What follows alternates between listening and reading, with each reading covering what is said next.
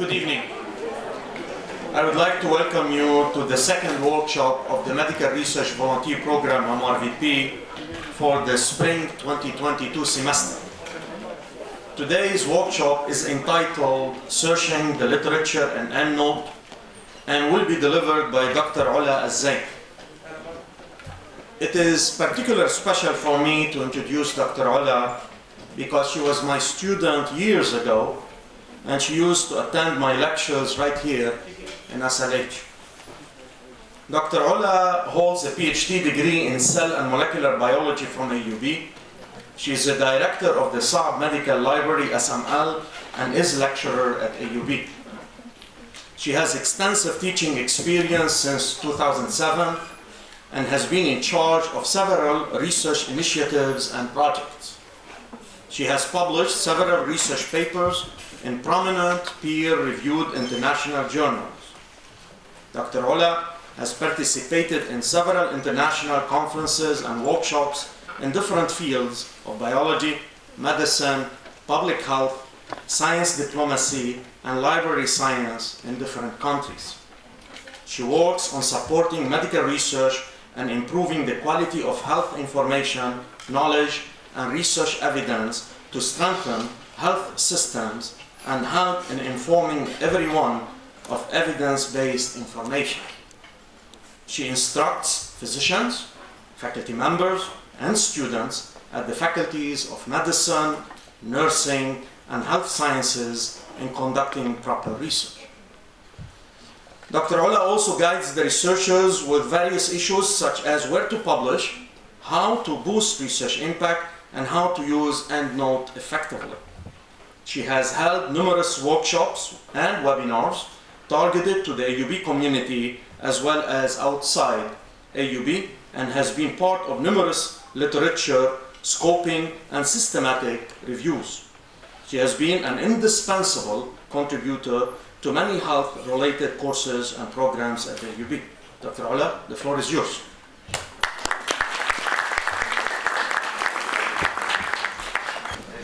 Good evening, everyone. Thank you, Dr. Kaafarani, for the great introduction and for the invitation. As he said years ago, I used to be a student here, so it feels really very nostalgic for me to come back and try to help as much as I can each and every one of you. So I'll try with today's session, although for me now it sounds like it's a very short session to have only 1 hour talking about library science, because as he said, I come from a biology background, so I was pre-med as you. And when I joined as the director of the medical library, I had like the impression and the question, what will I learn something new? How would I be able to help others? And I've already done my research, published my papers, so there's nothing new to learn. But I found that library science and information literacy is really a huge field and is a science by itself where there's a lot to learn from. And the most important message is that it tries to help you to be effective and efficient searchers. Because probably anyone can open a database and do a search, but not anyone can be an effective and an efficient searcher, especially in today's super busy schedules that we all have. So one of the first things that struck me when I was checking for what I can learn is a quote by Dr. Sidney Wooward. Dr. Sidney was the dean of Harvard Medical School back in 1954. He was addressing medical students in their commencement ceremony, and he said to them, half of what you are taught as medical students will in 10 years have been shown to be wrong. And the trouble is none of your teachers knows which half. So imagine, back in 1954, he was saying that. What if Dr. Burwell, he was addressing his students nowadays? With the tsunami of information that we are living in, we cannot ignore that it's really, while we're talking here, thousands of articles are being published in several journals and in several databases. So this figure shows clearly that tsunami of information and articles that we're living. So is all this literature credible? Can we trust anything that we read? Is it all reliable? Is it all evidence-based? Because it's not about the number of articles that are being published. And we're talking about the fields of medicine and health. So imagine how serious it is. I'll just stop for a second to mention a case of a randomized controlled trial. I'm sure now you're getting used to these terms more and more as you're going into med school. So it was performed in the 90s in Johns Hopkins University, which you're all aware of the high prestigious university, Johns Hopkins. While they're doing this RCT, one of the healthy 23-year-old volunteer died. She was super healthy and nothing was wrong. So it was a big scandal back then, and they did a lot of investigations to find out what goes wrong. So while they were investigating, they found out that the person who was in charge of doing the literature review and providing the literature for this RCT to take place, he searched only one database, and the literature that he found was all okay. But when they searched other databases, which dates back to 1940s and 50s, they found some studies which mentioned that one of the side effects of the chemicals that they were using in this RCT might cause death. So it was really a very serious topic, and they did a lot of blogs back then saying librarians can save lives. Because if the proper literature review had been done, they would have known that this chemical might cause death, and they would have been cautious by that. So this initiated a lot of questions for me, like, oh, maybe the way that I'm searching might not be the best effective and efficient way. There are a lot of things that I should learn, and I tried my best throughout these 2 years to learn, and to help others learn. Because if I know it myself, it wouldn't be enough, and it wouldn't have the same effect and impact. So as I said, being in this super busy schedule and hectic life, no one of us would be able to keep updated on the thousands of articles, even in our own specialty.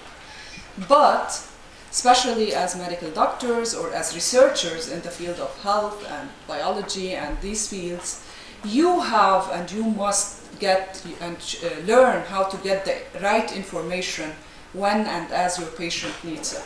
Here where our job comes, to help you, to support you, to teach you and to guide you to do efficient and effective literature searching. So how can we solve this issue of having a lot of information but no time to be able to do that and to search effectively and efficiently? I wanted to stress a point that AUB, I was just talking to Dr. Kaafarani, that the library, which probably unfortunately I didn't know back then, our AUB libraries are one of the wealthiest, we can say, and richest in terms of resources that we pay for and we subscribe for. And they're all available for each and every one of you for free, because you're an AUB affiliated user or student. So please make use of them. That's the point. Because when I asked sometimes for some statistics for some databases, I was really surprised that a lot of money have been spent on some of them, and the number of users is really negligible. So the main message from today's session, if it's one message that you have to carry with you, is that we're here to support you. My email is OE14, if you haven't catched it in the first slide. So please feel free to email me at any time, to pass by. My office is in the SML building. I'm sure you all try and you say like we don't allow you to go there, but it's just because we have so much limited seats, and with the COVID we're more restricted. But you're always welcome. We promised everybody that only will have free. I did. Okay. So I'll have to have a third floor for you to be able to do. You're always welcome. My office is there. So please feel free. We can always find a way to meet also, if either online or in person. So this is an open invitation for everyone who attended. Okay. So we really have a lot of resources. We have more than 1 million ebooks that we have. We have around 500,000 books, hard copies. We have around 400 plus minus databases. And the nice thing is that these resources are accessible on and off campus. So you know, when the COVID hit all of us and we had to stay at home all of a sudden, it's really great that we have this online resources, or else faculty members wouldn't have been able to continue the semester to provide course materials because all they depended and shifted to online material. So these ebooks and databases helped a lot through this online learning, which we are still going through, even if we're going back to in-person, but we cannot ignore that we will still be living in this online learning. So what I'll do, because I prefer to be more practical rather than theoretical, especially in this field, so I'll shift a bit to show you the website. Any of you have visited the SML website before? Oh wow, this is nice. Okay, why do you visit it? What do you use it for? You didn't. The ones who did. For information, searching for articles, because I know now during your third year you will have a seminar to present, you will have to search for information, for topics, right? So I think this is timely for you to be able to make use of how to search efficiently and effectively, and this is gonna be much more needed from you in the next years. So how to reach SML website? It's either you go from A to Z, at EUB webpage, and you go to SML, or if you go to libraries up on the red ribbon, if you click on libraries, then you go down and you see there is a special website for SML because it's more medical oriented rather than the general website of the libraries. So I tried through this website to make it as user friendly as possible, again because it's not to show the library technical work that happens behind the scenes, but because of the user, to make it user-friendly, wants the information and how to get it. You will see there are several sections. There is a frequently used databases section. This is it. There's a resources section, which is the main resources that you usually rely on to get your information. There's also clinical and research tools, which are more clinical oriented and you will use them in the years to come. And there are services section, and also down there is a news highlights section for SML. So if we go up to the resources section, usually where do we get our information from? What do you use as sources of information? Databases. Articles. What about books, textbooks, journals, right? So these are some of the most common sources of information that you use. So how can you access these? As we said, 1 million ebooks and everything. You can see under resources, there's SML ebooks. So this is so that you don't go to the whole 1 million ebooks. I've categorized the medical ones, the ones which are related to medical, to health sciences and all this. So once you click on it, it's very simple. It will take you to a search link for ebooks, and you can do your search using the title of a book or knowing any word of it, or it begins, it includes, or you can do it by subject. Maybe you want to know what books exist in the field of health and biological sciences, in physical sciences and mathematics, in medicine, in dentistry. So you can go by subject or by title. Okay?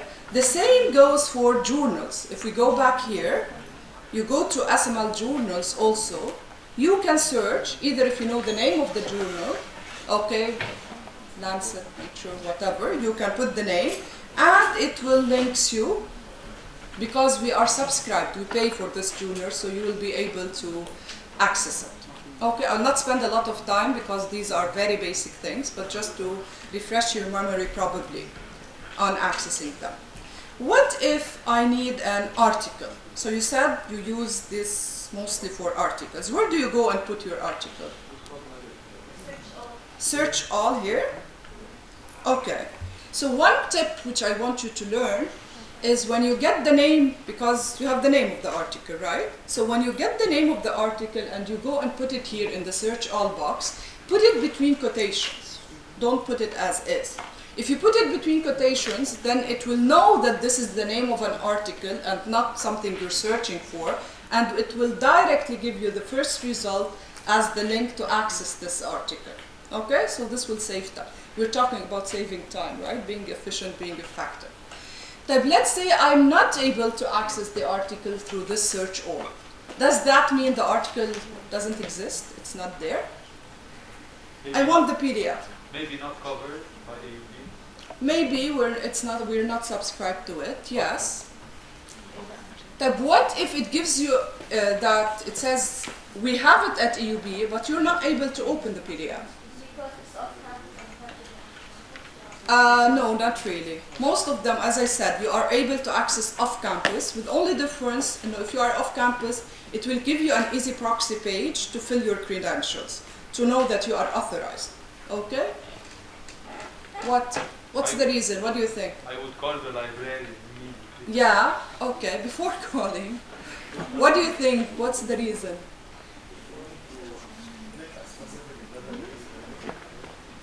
It says it is available at EUB libraries, at SML, whatever, but you're not able to open it. What does that mean? Maybe it's on request. Maybe it's a hard copy. Maybe it's a hard copy, you said it. It is a hard copy, exactly. Don't forget, not everything is already as a soft copy, right? So we have 3 floors in SML where we have a lot of hard copy books and articles and journals. So all you need to do, you can send us an email with the title of the article, we can scan it for you and send it. We really get a lot of requests, even for very old material, even from non-EUB, asking for this, for such articles. Okay? Some of you mentioned that you can go to a database to access it through. Someone mentioned Pubmed, right? So you said you can go to Pubmed. Pubmed is a free database, by the way. So the nice thing about it is that if you learn how to search it properly, wherever you are, wherever you go, even if you're no more at EUB affiliated, you'll be able to do a good search. Okay? So if you go, and I know I use it and you use it to access articles, not only to search for topics.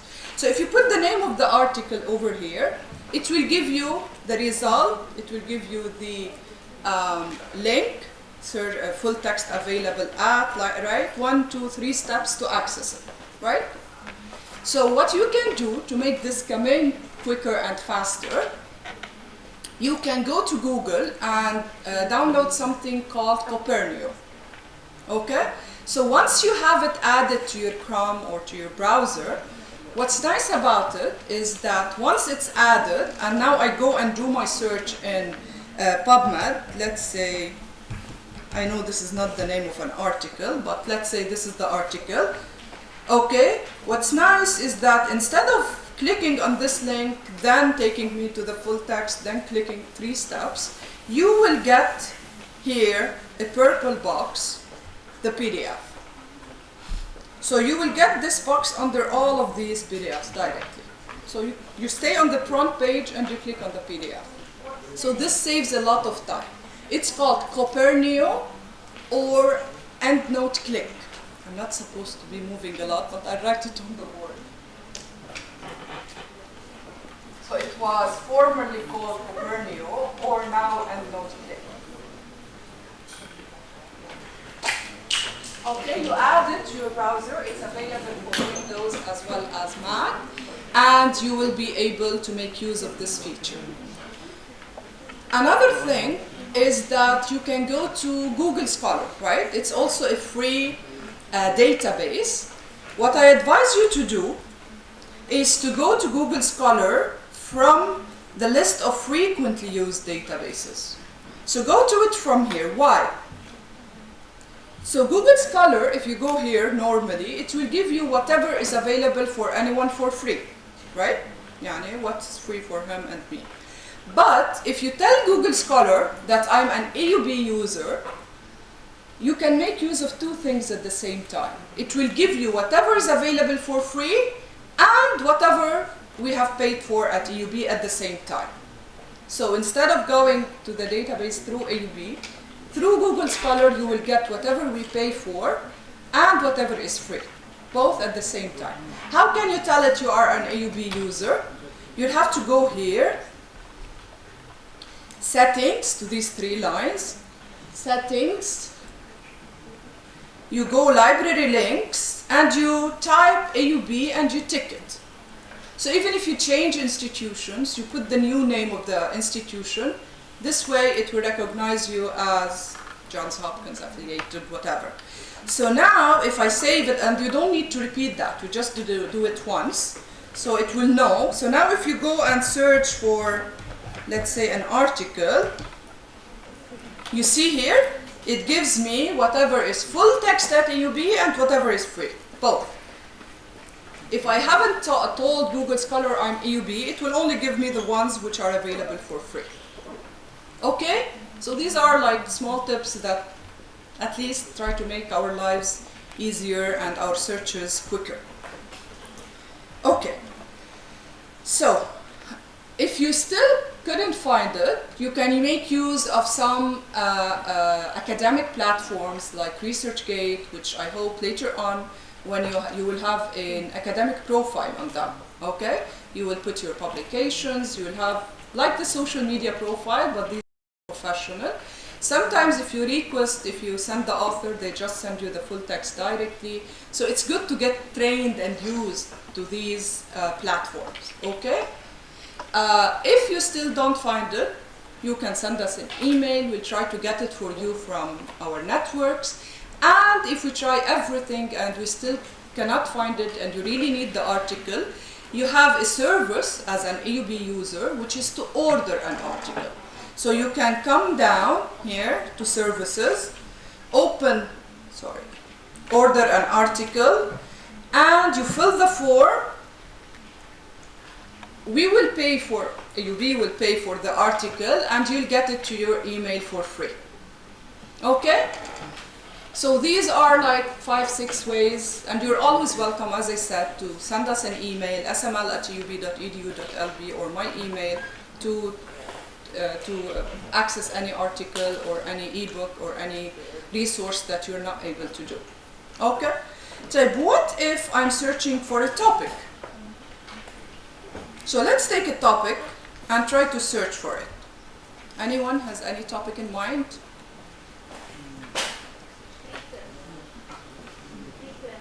Preprints. Okay. Cancer. Right, let's take cancer. Okay. Versus what is the effect of steroids on hypertension? You have these two topics. Would you go and search for these two topics in the same way? No. What? What's different? One is too generic, too broad. Cancer. Okay. So where do you go and search for it?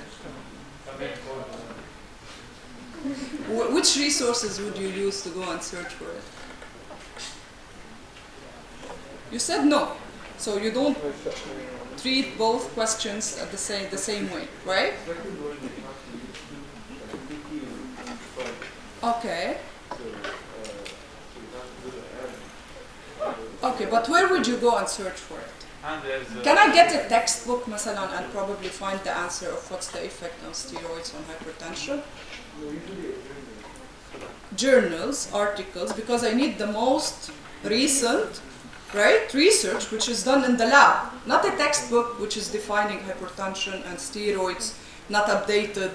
But I might take a textbook and read about cancer, for example, right? Although, come in, quote unquote, some few things you will need to keep up to date.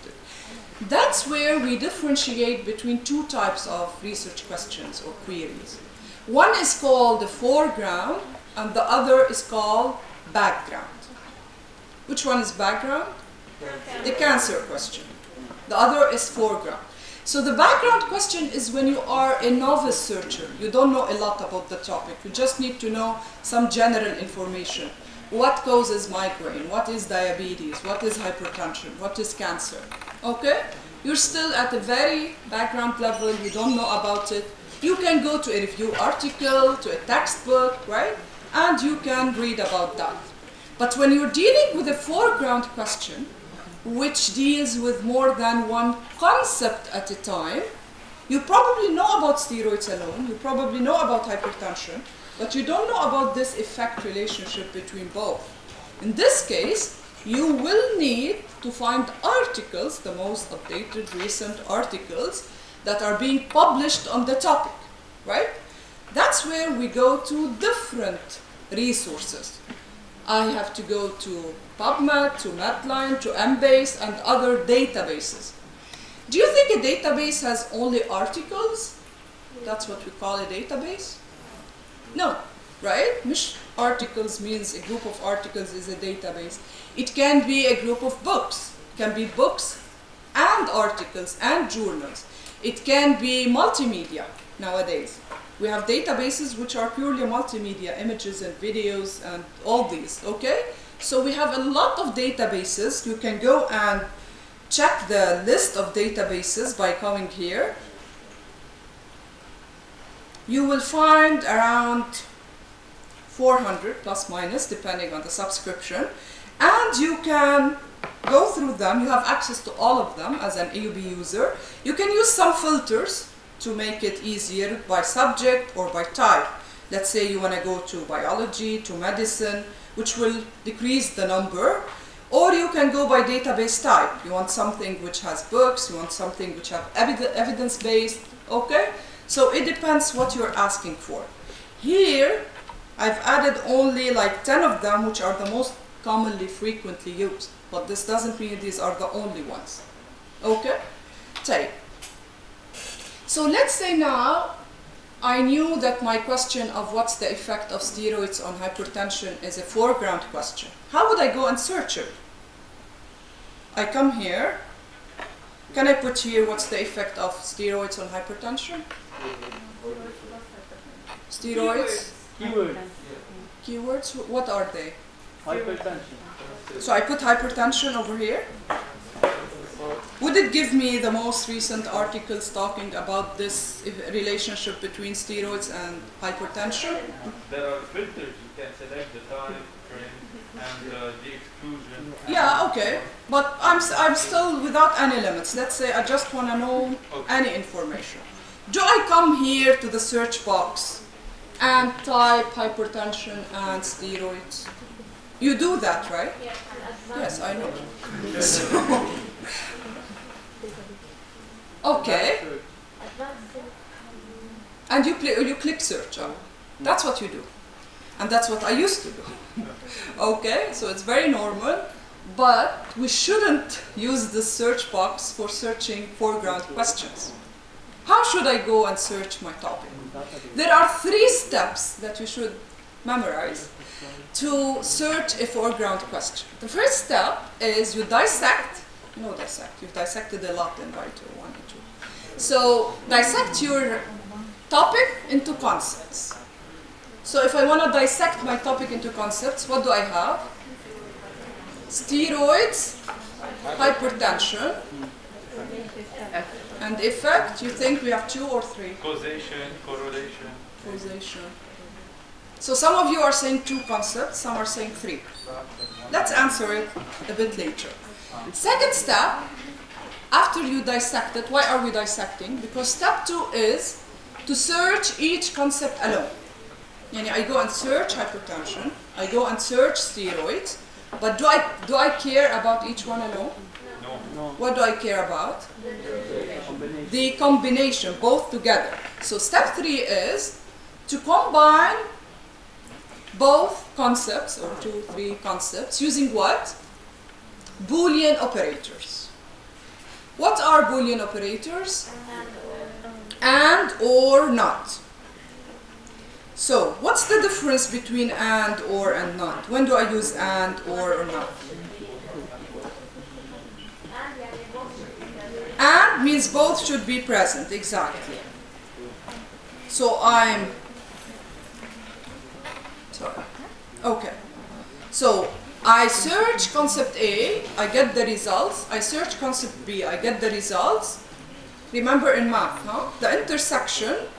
So I'll get smaller number of results. I'm decreasing because I don't care about the rest of A and the rest of B. What about or? Or both. Either A alone or B alone or both together. Easy, huh? Union in math. What about not? You're excluding one of the concepts. Mazboot? So, let's say I gave you a search, breast cancer in females. So what do? We exclude men. No, breast cancer in females. So you go by two concepts, huh? Breast cancer and females. What do you do next? Search this alone, this alone. Third step, and I got breast cancer in females. Then I asked you to search breast cancer in males. You said we just searched breast cancer. I just searched females. Let me not the females. I get breast cancer in males. So breast cancer not females is equal to breast cancer in males. Is this right? Right or not? Assuming we have only two, and you will tell me what about the third, and we have only females and males in the literature that we have, okay? So, is my search strategy of doing breast cancer not females will give me all articles talking about breast cancer in males? Yes? Yes or no, and why? Why it's easier to do breast cancer not females. خلاص, I did. You can get Because, sorry? Because the ones about breast cancer in general, you want a specific research paper, maybe like You might get something which are general, but again, I'm assuming they're all talking about either males or females. Okay, so what's wrong with that? you can get in the report that's both male and female. I get what? You excluding the report that's both male and female. I'm excluding the part I'm trying to repeat what he's saying. I'm excluding the articles which are talking about both males and females at the same time. If I'm not the females, I'm getting rid of those talking about males and females at the same time. So I'm getting rid of relevant data. I want them. They're talking about males. So not is hot. Pay attention when and how to use it. Don't say like, oh, khalas, it's easy. I have these two concepts. I exclude one. I'll get what I want. Okay? Pay attention how to use it so that you don't miss relevant data, like the example that we just gave. Okay, let's say I put breast cancer in females, and it can be مثلا woman or something else. So I have like females or woman or woman. Okay? So what can I do in this case? How do I combine all the search? Breast cancer and females and woman and woman? Where do I put the or? So woman, females and woman, they or together because it can be either one. So if I put this, sorry, I have to move. So breast cancer, okay. So you say and woman or females or woman. Is this true? No. Why? Because it will do breast cancer and women, all of them, or female. So what do I need to make it true? parenthesis. Parentheses. I need nesting. So I have to put this to process this together, and the result should be and in breast cancer. okay? Or else I get totally different results. Some of them like breast cancer, woman, right? So it's very important to do nesting, okay? To do the correct combinations, or else you'll get different results. So let's go and apply our question, our foreground question, on one of the databases, okay? Which was what's the effect of steroids on hypertension? Okay, now we know what we'll do in the 3 steps. So we'll go back to the website and let's use Medline, for example. Why would I go and use Medline, not Google? Google is free. Why do I need to go and pay for Medline and Embase and all these databases? Credible sources. More reliable, more credible, scholarly, yeah. So this all falls into one reason, we can say, right? About the type of content. It's going to be more scholarly. And if I go and put cancer in Google, would I get, as we said, it will give me something which might not be scholarly, right? It can be a blog, probably, or something which is written, not really reliable. Okay, what's another reason, other than the quality of the...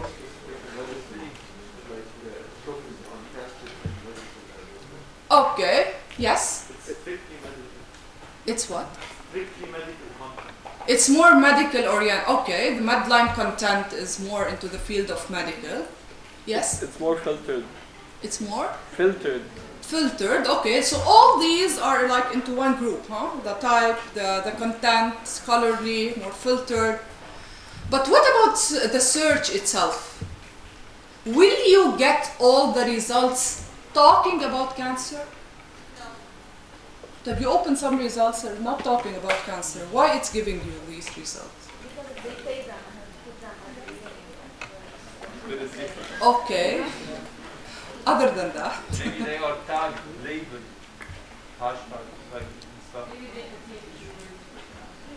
Hey, but I opened it. It's not talking about cancer. I find the word cancer in the reference.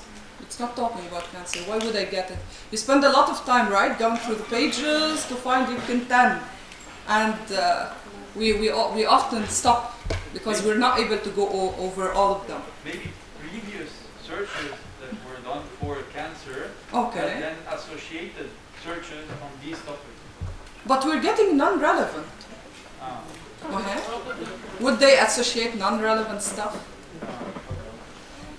Anyone else? Profitable for Google to show the sites that we have.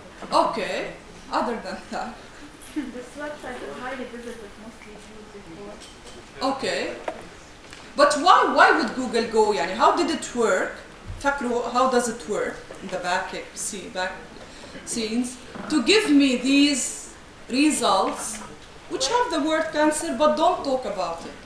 Yes? Maybe cancer not in a medical perspective, maybe like cancer. Maybe cancer, the horoscope, not a medical perspective. Yes, we talked about that.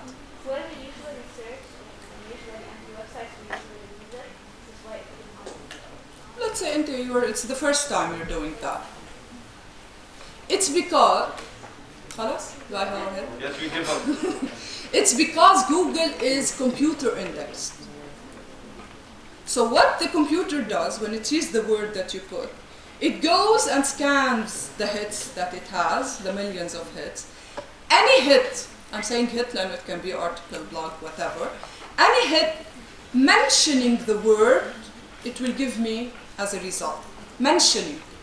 That's why I open the hit. It can be an article, scholarly article from a database, but not talking about cancer. Maybe one of the references has the word cancer, or maybe the name of the journal, or maybe one of the last name of an author. But this is not relevant.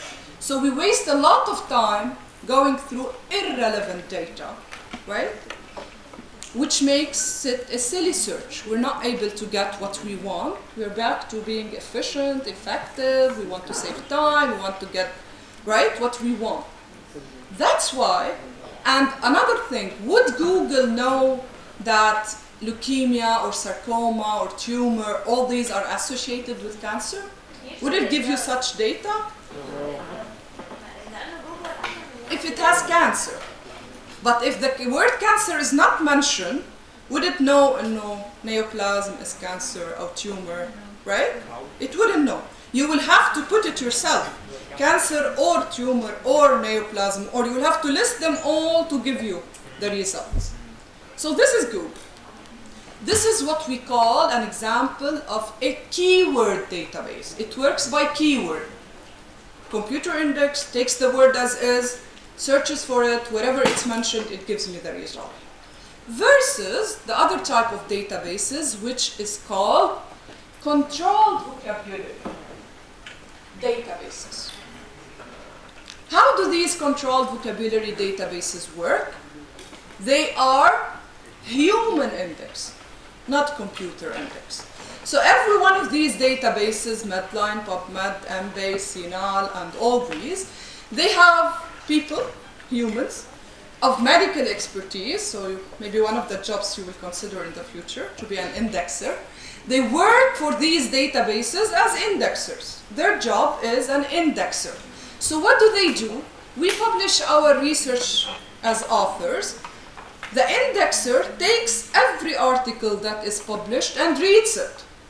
What do they read it? They are of medical expertise, and they take notes, let's say, of what this article is talking about. So is this article talking about cancer? He says, yeah, it's talking about cancer, about diabetes, about steroids, about whatever. So think of it as social media, as hashtags, right? In هذا post, it's COVID-19, whatever. They do the same, definitely in a more organized way. Another indexer will take other articles, will read it. So everyone will have his batch of articles of reading it and indexing it. Their job is to index. That's why it's a human index, not computer. So since it's a human index, all the results that we get will be relevant. So we don't get any result not relevant. We don't get any result mentioning the word that we're searching. We got all the results talking about the word. Okay? Why? Because these indexers, when they take their notes, how do they index? Using specific controlled vocabulary. They agree on this controlled vocabulary. So we, as group of indexers for Medline, let's say, we sit together and we say, all the articles talking about cancer, about tumor, because we know we are medical experts, right? About leukemia, about this, we will index them with a common one controlled vocabulary, which is neoplasm, for example. So how would this help the researcher? When the researcher comes, there's no need for him to know all these synonyms, right? He can put any one of them. The database will link him to this hashtag, to this controlled vocabulary, and as a result, he will get all articles under it. Okay? Hello, we'll try. Yes? So if I go to one control vocabulary database, I do my search, it's more than enough. I don't need to go to another? No, it's not more than enough because none of these databases is comprehensive in its coverage. That's what I wanted to say. The group of indexers who work for Medline are different than Embase, are different than CINAHL. That's why it's never enough to say, "Khalas, I get everything in the literature about the topic." It might be enough for your homework or your paper, but not enough in the sense I got everything talking about this topic. Because the coverage in terms of which journals each database covers, and also the controlled vocabulary, the name differs because the group of indexers who work here are different. So for example, the controlled vocabulary in Medline is called MESH. Medical subject heading. In Embase, it's called M3. M3. Okay, in CINAHL subject heading. So it has different names, okay, in different databases. Clear the idea of controlled vocab database versus keyword? Why it's much more important to go for a controlled vocab database? Yes? So if someone is conducting a study, how many databases do they wish to? It depends. In some studies, بيكون في a lot in the literature sometimes, and it depends on the topic and why you're doing the search. So if you're doing the search, probably to know that this will be your topic of your thesis, of your project, for your master's, for your PhD, you want to make sure nothing is in the literature, no one had done the work before. It's advisable to do it in more than one database, to be sure. Huh? If you're doing it maybe to write, just take a look about the topic, it might be enough a quick literature review, it might be enough to get a database. Also the topic itself. Some topics which are, especially nowadays, a lot multidisciplinary, as medicine plus business plus engineering, we still have not a lot of articles about them. In this case, sometimes we go to 5, 6 databases to get as much as we can. In other topics, which are much more frequent, much more hot, if you can say, you can probably rely only on Medline to get the data that you want. So that's why there are different factors which affect that. Yes? I wanted to ask if Go articles are indexed before they are released. Sorry? Before they are released for the public, they are indexed? No, that's what I wanted to show you. And the one, we have different, let's say, types. If we click on Medline to answer you, if we go here on Medline, if we click, it will give you the option to choose what to search through. If you read here, it says Ovid Medline. We're using Medline Ovid. So if you use it from the frequently used databases, it's automatically, I put a shortcut Medline Ovid. But if you go to the A to Z list, you have several Medlines. Choose Medline Ovid to be working the same one that we are working. You see here, what does it say? EPUB ahead of print, in process, in data, and non-indexed yet. Because, imagine, indexers are humans, and we said tsunami of information, right? So they will never be able to be, the ones which are published today, they will be able to index them. So there's always a gap between the indexing and the publishing. Yeah, okay. So we're running out of time. Exactly, I just showed them one example and we'll go to there. So if you click here, it takes you to the searching phase of Medline. We said it's a controlled vocab, it works by mesh. So what I want you to know, although keyword is ticked here, if we want to go and put our concept, steroids for example, okay, you have to tick this box, map term to subject heading, to order Medline to work as smart, as controlled vocabulary, as mesh, and not as keyword. So although this is ticked, now it will work smartly to give me the mesh. This has an R. Okay?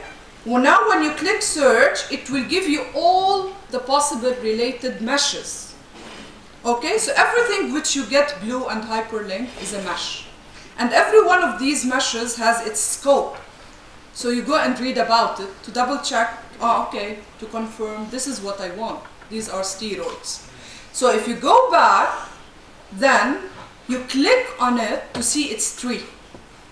Every mesh has a tree, like you have a family tree, which shows generations, okay, your grandfather, your father. So if steroids is me, for example, I'm under fused ring compounds, right? We're both meshes, but I'm a narrower mesh to fused ring compound. Fused ring is broader to me. The more indented to the right, the narrower. The more indented to the left, the broader. Okay? Next to each mesh, you will have the number of articles indexed with this mesh. And you're sure all these 38,900 are talking about it. Okay? So, you have explode, you have focus. These are much more detailed, how to combine. Unfortunately, as I said, it's just a very introductory session. We'll not have the time to go to all of them. That's why I mention the other part of our lecture, which is about citing the information, and much more than that, through some softwares like EndNote. Luckily, we have EndNote. We're subscribed to EndNote, and out of, I was just telling Dr. Kaafarani, of personal experience of doing all my master's and PhD references manually, imagine, I didn't know about EndNote. So everyone, I put it in text and at the end manually. And then for the articles, I submit the article. And every journal has its style, so go and change it. So we spend, when I think of it, how many days of my, or maybe months of my life I've wasted. So please, please, please make use of EndNote. You can simply install it on your computers. You can go here to guides. You can go to research guides or directly EndNote here. This is an example of a guide. And you can install it from here, download. You can see that this is download on campus. But since the start of the COVID pandemic, we are even allowing you to install it off campus. Nowadays, I know it's no more a problem, you're coming. But even off campus, but in that case, you will need to send us an email and we'll give you the instructions. If you're on campus, you're totally allowed to download EndNote. Once EndNote is there, EndNote is more than a citing software. That's what I wanted you also to know. So it's a citation management software. There are a lot of studies which really, they are published about how much time it saves. There are published articles. So it helps you to do in-text citation in Word. It helps you to change a style in seconds. So if you use, let's say, AMA, you want to change it to APA, to Vancouver, to numbers, to whatever. You can use it even to find full text articles. It helps us to find full text. That's why this is the paid version of EndNote. Okay? This is the desktop paid version. There's also EndNote Web, which you can access from Web of Science. This is free for anyone. I advise you also to have an account there because this can work as a backup for your data. So if something happens for your laptop or if you come to the university, you forgot your laptop at home, you can continue working by accessing your account, but you have to do synchronize between your work on the desktop and your work on the online version. And does it have a web shortcut like other programs? Yeah, you can add it, yes. Okay? EndNote by itself, I do workshops like for 5 days, 6 days on EndNote, so there's a lot. But please know that there is EndNote and make use of it. If you need any help, I'll be more than happy to help you. Is there any? Can I comment a little bit on EndNote? Yeah. Is there any workshop for EndNote? Is there? Any available workshop for EndNote? I don't think we're planning for something soon, but usually they send from the CRI and they put ads about when we have one. We can have we can have one, EndNote, yeah. But you need to work on EndNote to have a laptop to work on. The most important thing about EndNote is to use it. Exactly.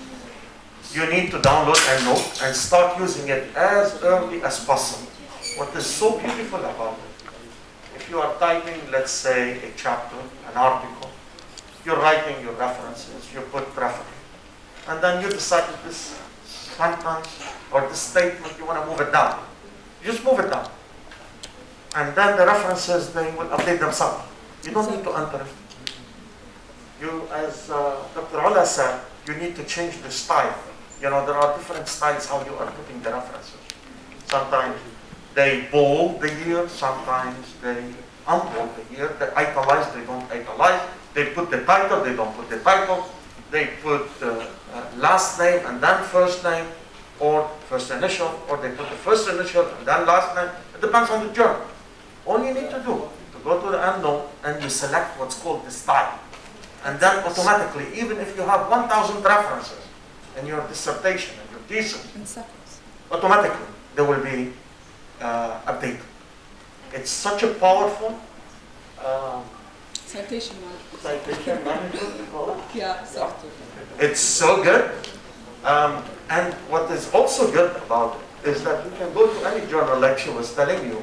You go to that article, and then you can download that citation. It will go directly to EndNote. Yeah, exactly. So you will be building your library.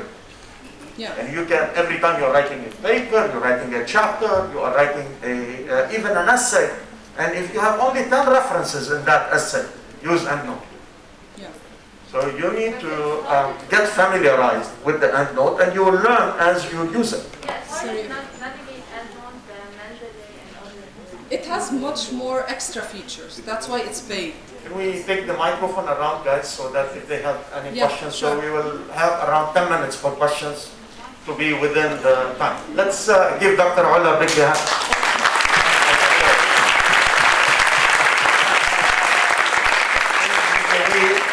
We take questions for 10 minutes right now.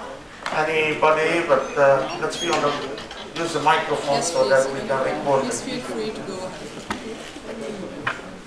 It was an interactive session, so most I of the tried, questions yeah, are exactly, very- during the session to have this. Any particular questions, anybody? So you in the library, you don't do EndNote workshops? I do sessions during my courses. I have sessions on EndNotes and also one-to-one sometimes or for groups. But do you have a computer lab in the Saab? Yes, we do. How big it is? How many? It's not that big. It's like 20 users maximum. 20 users. Now with COVID, I'm restricting to half. Because So now let me try to get a session or more than one session. Let's say that people who attend all workshops, all 6 workshops, and they are interested in learning about EndNote, can we sign for a series of workshops EndNote in the library that you or one of your staff members they can definitely. do that? Please feel free to get back to me. We can Excellent. agree on times, and I'm more than happy. So to when we are done with all 6 workshops, then we can get you more hands-on workshops on EndNote.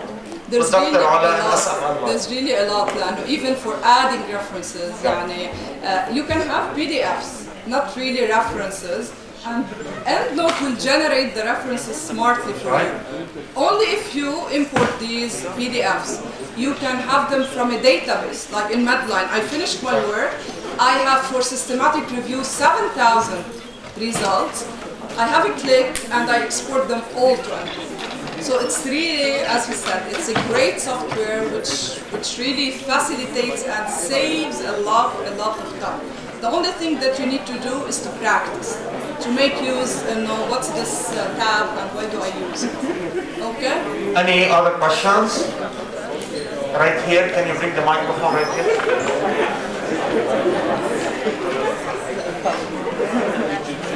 One more thing, if I can add, sorry, before, because some are leaving and you're free to leave. Please go and check some guides which might be helpful for you. We have a lot of guides which we take the time to prepare. They can be topic specific, they can be on a certain database. For example, let's say this is a coronavirus resource a guide, which is about a specific topic. You can make use of the information. There's other guides مثلا on e-learning tools, on what tools to use as students for discussion, as faculty. So you can also, sorry, I don't know where's. You can also click here on for faculty, but it's for both students and faculty. You will see an e-learning tools guide. So when do I use WebEx? When do I use other Zoom? Which one is for recorded? Which one for online discussions? So come in. When we started this online, I tried. We got lost.